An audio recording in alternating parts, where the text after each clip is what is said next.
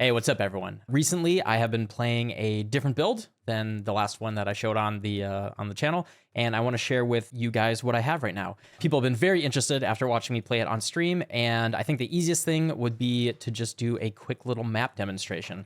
What this is my take on the, let's see, can we do this? Yeah, sure, why not? 8 mod, tier 16. This is my take on Lacerate Gladiator. Many of the versions out there are either going entirely into defense or entirely into offense. And what I usually like to focus on is utility and comfort. And yeah, that's my take on this. Let's just show what it is. The main thing that I have here is I have a 4-link, kind of the unique differentiator here is I have a 4-link leap slam of groundbreaking with fortify, maim, and faster attacks. And then I'm also using shield charge faster attacks with momentum as well. And the idea here is to have maximum mobility and maximum clear. Also, we are a gladiator, of course. And because we're a gladiator, we have lucky block. We have max. We have pretty good res here. I have a little bit minus res from the Ellie weakness, but even with Ellie weakness, I still have pretty decent res. And as you can see, my life is looking pretty nice. I have 65% attack and spell block with lucky, so that's mathematically like 88%. And I have a little bit of spell suppression, but that's not a primary layer of the build. Other thing that I'm doing here is I do have Tempest Rising with Venopuncture. Cool thing with this is it allows us to not go into Jagged Technique.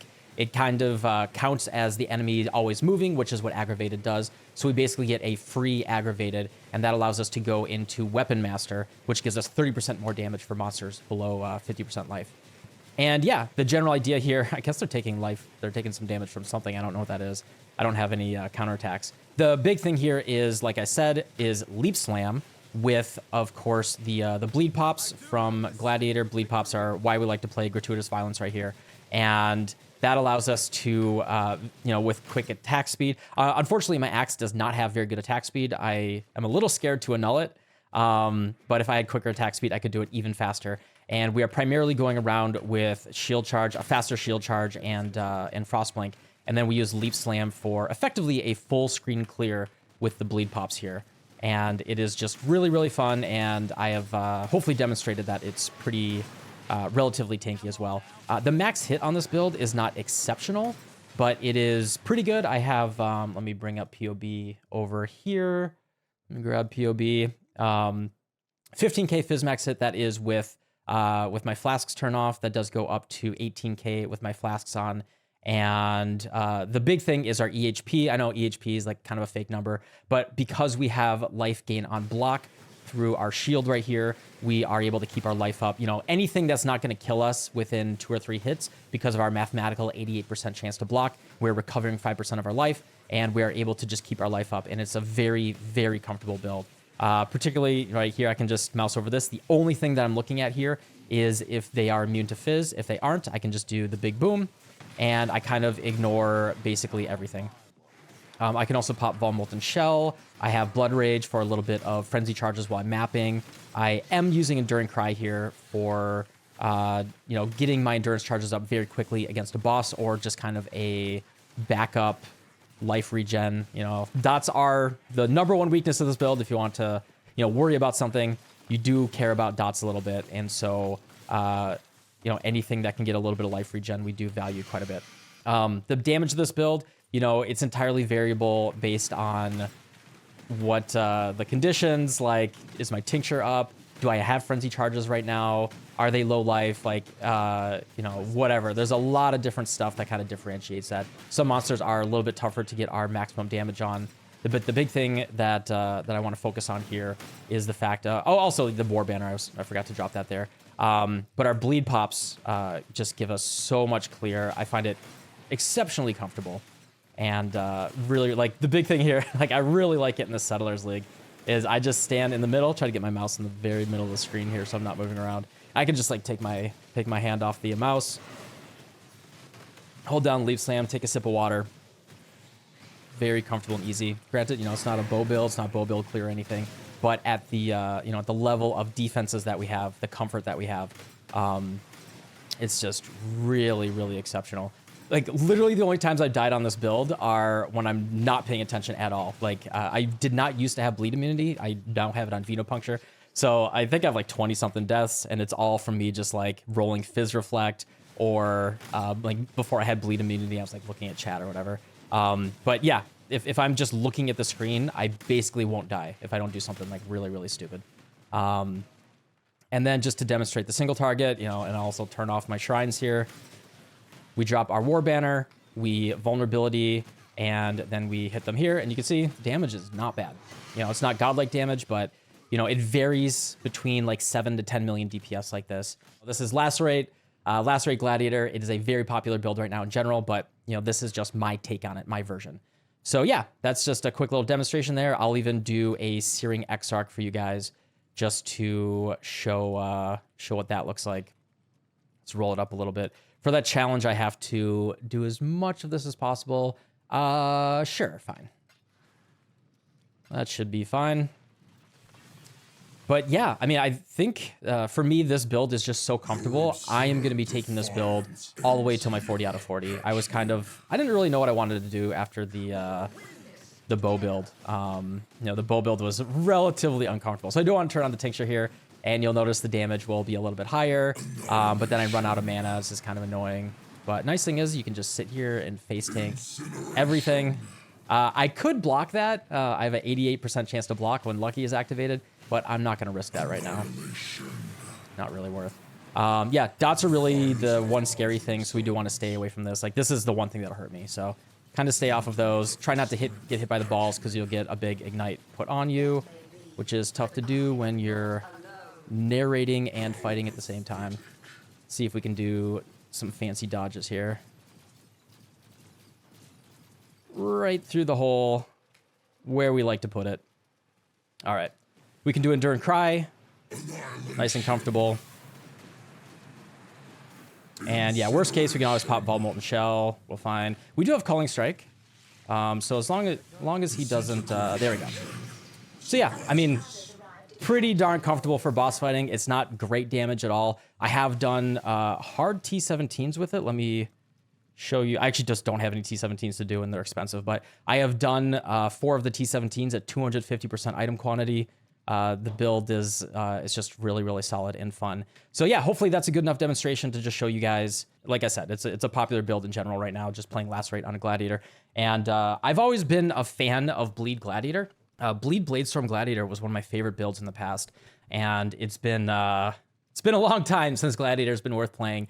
And with the rework, I think he has now taken over as my favorite ascendancy in the game. The comfort that you get from the defenses, from having those endurance charges, having Fortify.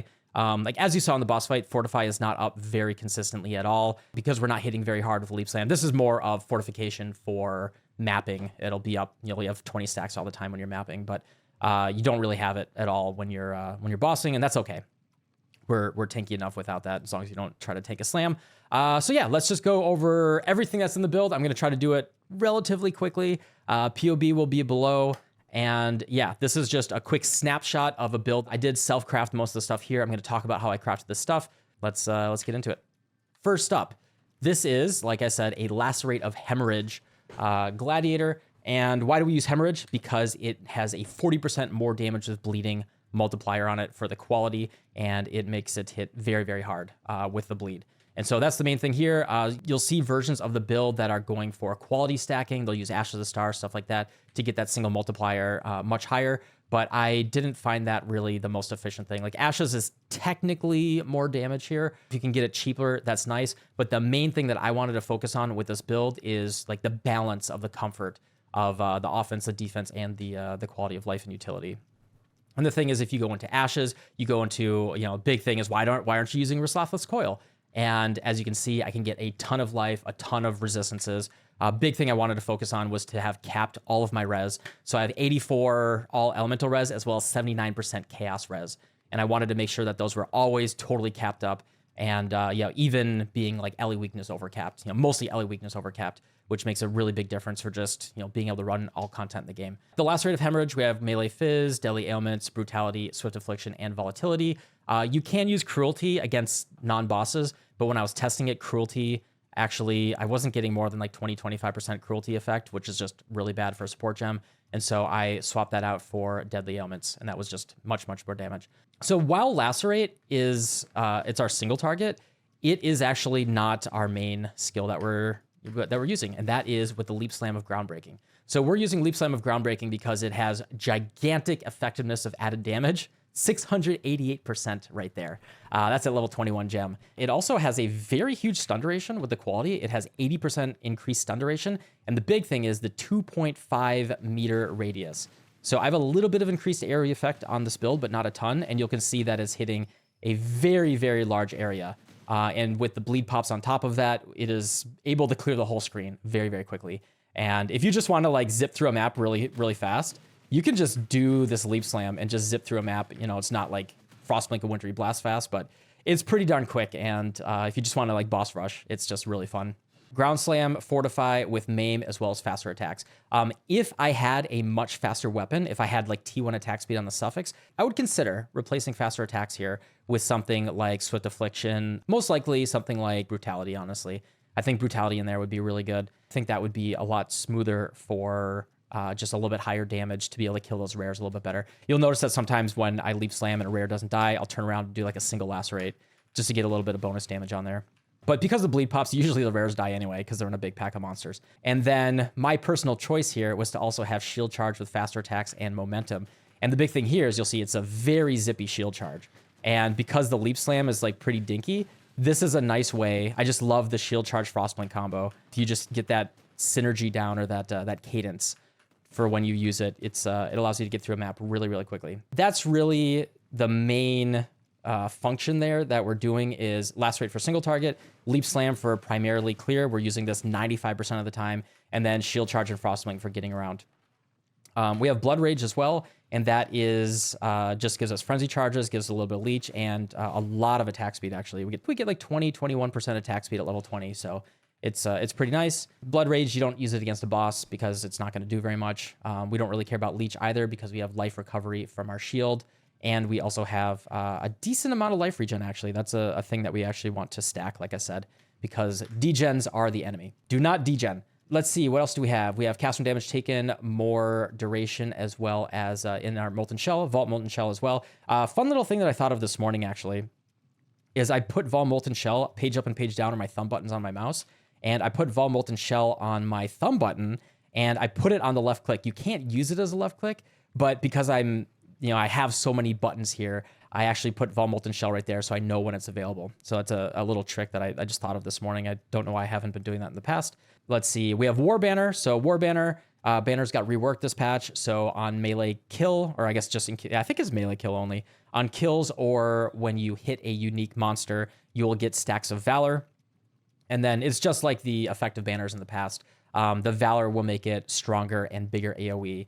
And the reason why we use this is because we get more physical damage with melee skills per aura effect. And so if we have a lot of Valor, we can very easily get 12, 16, 20% more physical damage, which is just a nice multiplier for our single target damage.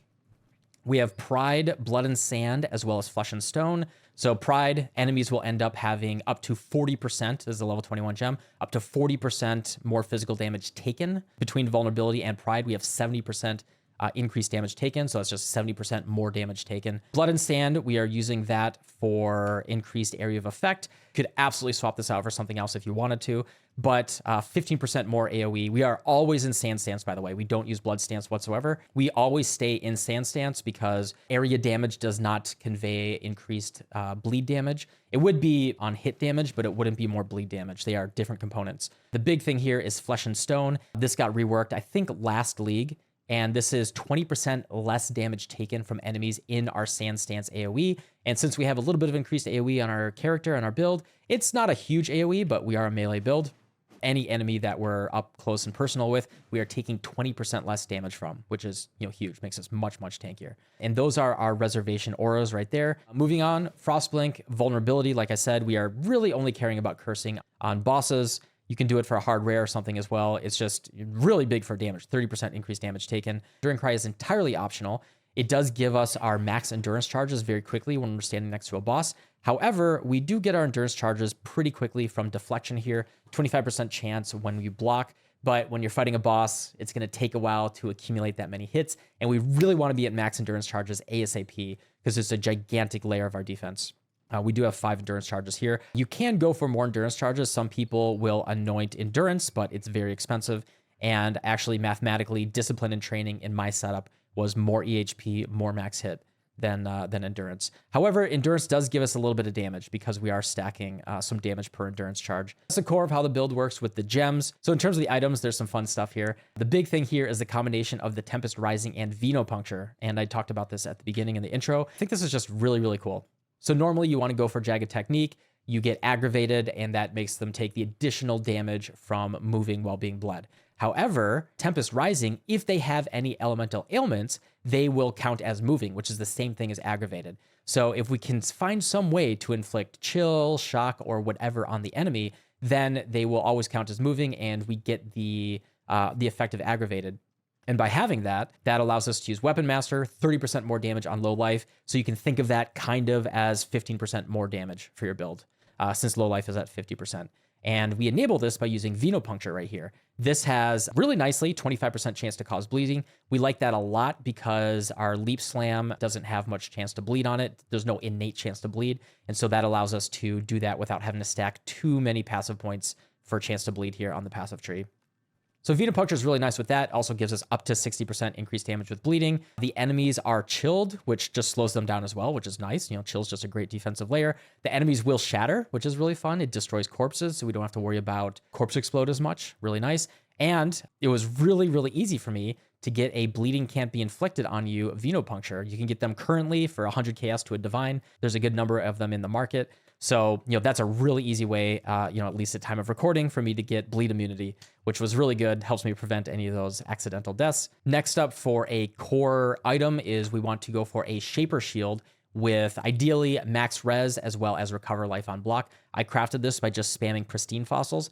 At time of recording, Pristine Fossils in general, and Resonators are pretty cheap.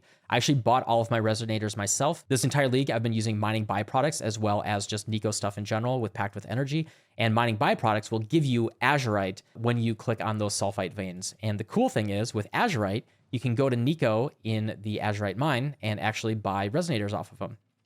So I bought like 400 Resonators off of him just yesterday, and I already have 21,000 more. So just like this, I can buy another 72 Resonators in just one day of playing the game. And that stacks up really, really quickly. So that's one of my favorite things in the game for just passive income or passive access to additional Resonators. So that's just really, really nice to have. If you have extra points on your passive tree, I strongly recommend that. It's just like a great dump of your points on your Atlas passive tree. Anyway, you want to get a Shaper Shield and you want to craft it with max res as well as recover life on block. The chance to block spell damage does absolutely nothing here because we have chance to block based on our versatile combatant. So that's just a dead prefix stat on the shield, but life regen is great, max res is great, recover life on block, and like I said, just single Pristine Fossils. Hit this multiple times, actually. Like I kept doing it until I hit recover 5% on block. And ideally, you also want to get the +2 max res. That is kind of hard to hit, but that's what I recommend. The helmet and the body armor are just standard life and res with Fizz taken as. The body armor, you want to start off with rolling +1 all max res. The +2 all max res is really, really annoying to get. This morning, I failed 7 Orbs of Conflict. You have to get the tier 5 Exquisite to get +2 all max res. Save that for last. That's awful. I don't recommend anyone do it. Just use the lessers, use the very, very cheap ones and hit +1 all max res and you're fine. That's an absolute min-max that you don't have to do. But just life and res, Fizz taken as, same thing on the helmet. Fizz taken as physical damage recoup, as well as, res. I did incidentally hit spell suppression here. Spell suppression is not a primary defensive layer, but if you hit it, it's no big deal. But I would actually advocate primarily going for res over spell suppression. We are spell block focused instead. And then I just crafted +1 AoE gems, makes our Leap Slam do a little bit more damage and bigger AoE. Gloves, basically the same thing. There's really isn't a better Eater of Worlds implicit here. You can go for a chance to maim if you want to, but I do have maim on my Leap Slam right here, so it's like whatever. And then physical dot multi on the Searing Exarch, and then I literally crafted this with the cheapest essence I had, the Evasion Essence. Fizz damage to attacks is nice, and some res and whatever. So yeah, very, very cheap gloves here, just whatever. The belt, You can go for Rislatha's Coil. It is effectively like 50+% more damage for the build. Like I said, I'm very comfortable with the damage that I have right now. And instead, I just want to prioritize more life, more quality of life. And yeah, that's why I just crafted this Stygian Vise. I just hit it with Essences of Envy for Chaos Res until I hit life. And then I also have a phasing on kill Searching Eye Jewel here, which is just really nice for, being able to walk through enemies and all that. And until you use a tincture, you can use a quartz flask, but once you get a nice tincture here, it is a lot of damage, as you can see.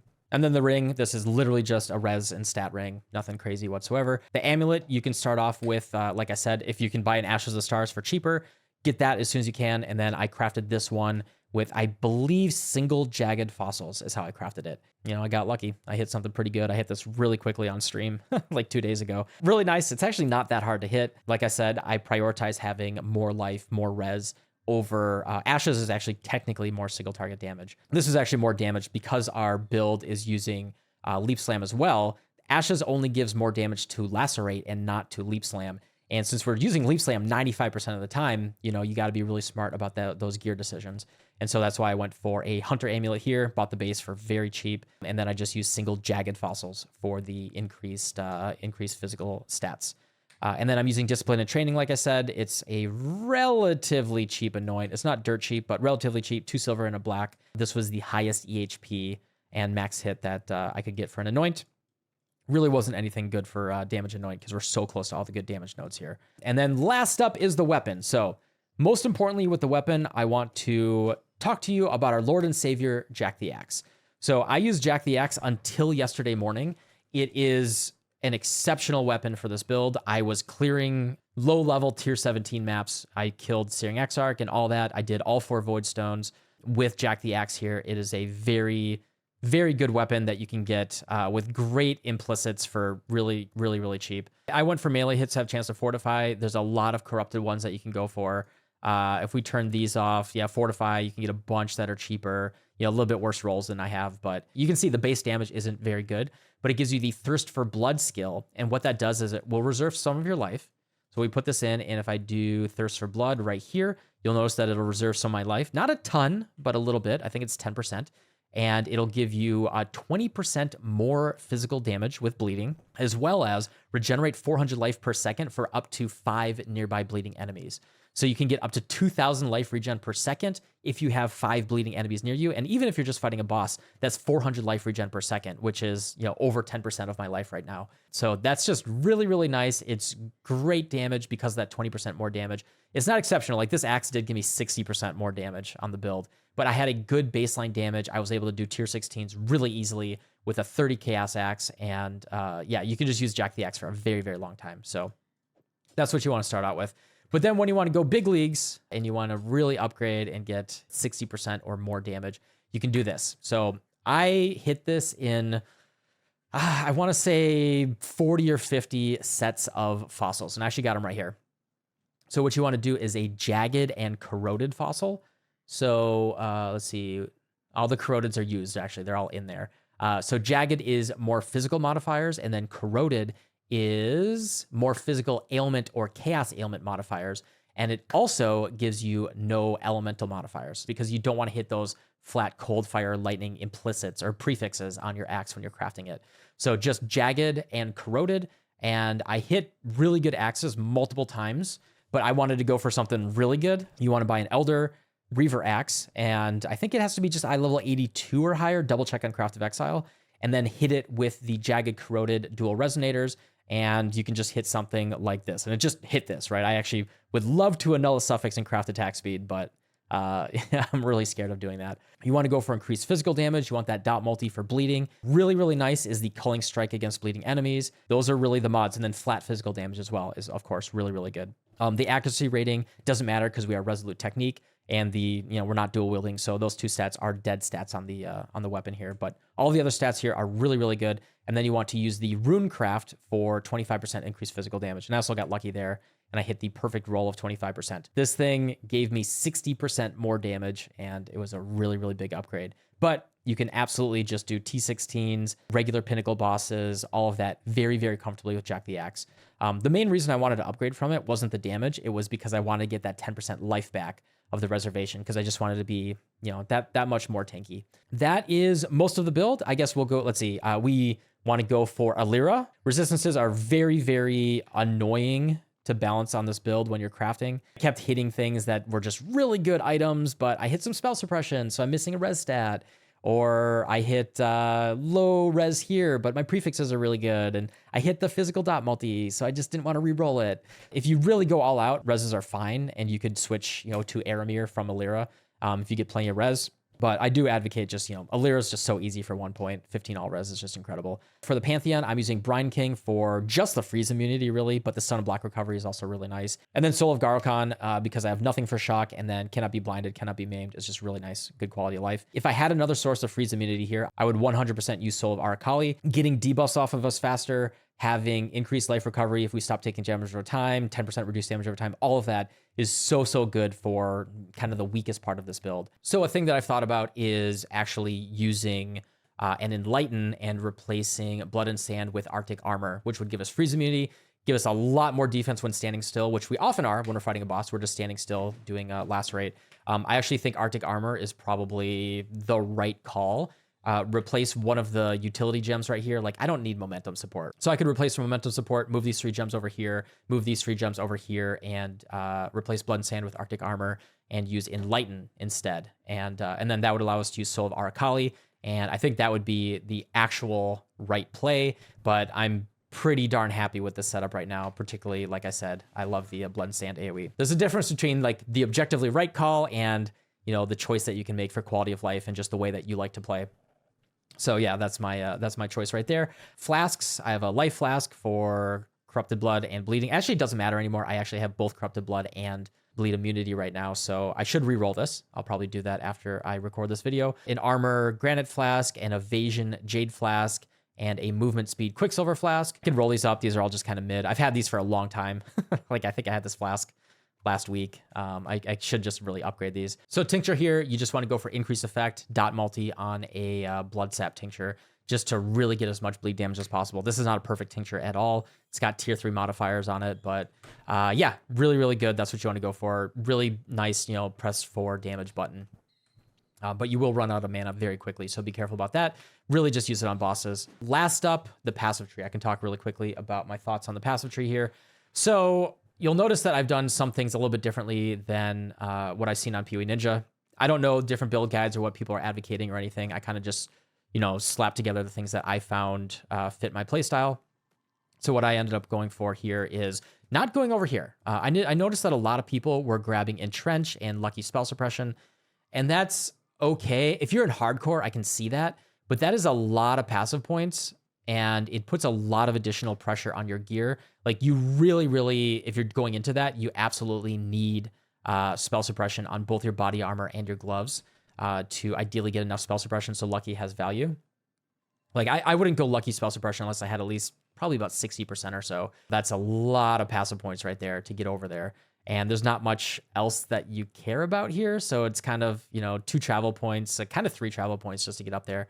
I don't love that, particularly in softcore, not using suppress as a primary defensive layer. That saved me on some passive points, and that allowed me to actually go up to here, which I noticed a lot of people not doing. They stopped at Resolute Technique. And I went into Vanquisher here, which crushes enemies the first time I hit them, lowers their physical damage reduction, which is just really nice. We also have Crush from our Awakened Brutality, but yeah, just a free crush kind of when we're going around with our Leaf Slam, which is nice. The Physical Mastery, 10% more maximum physical attack damage.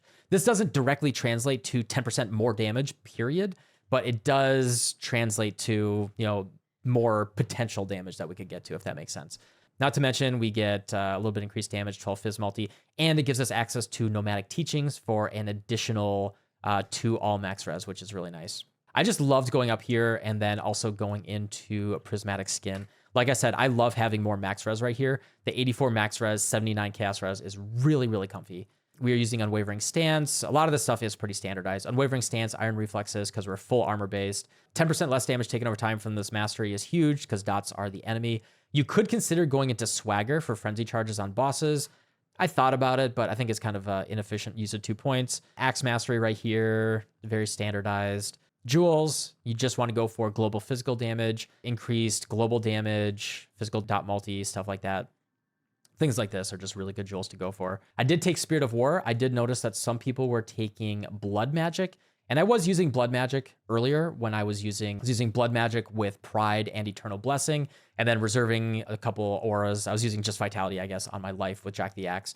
And that was fine. It allows you to not think about mana. But the big thing is I wanted to get out of Blood Magic. I was able to reserve more things, and I was able to use a Tincture. So you can go all the way over to Blood-Soaked Blade and make your Tincture burn life instead of mana. But if you're using Blood Magic, you cannot use a Tincture without Blood-Soaked Blade. This is just so many points. I didn't see a way for me to take like 1, 2, 3, 4 points just to do that. Whereas instead I could drop Blood Magic, I drop Eternal Blessing, and I just figure out a way to sustain my life.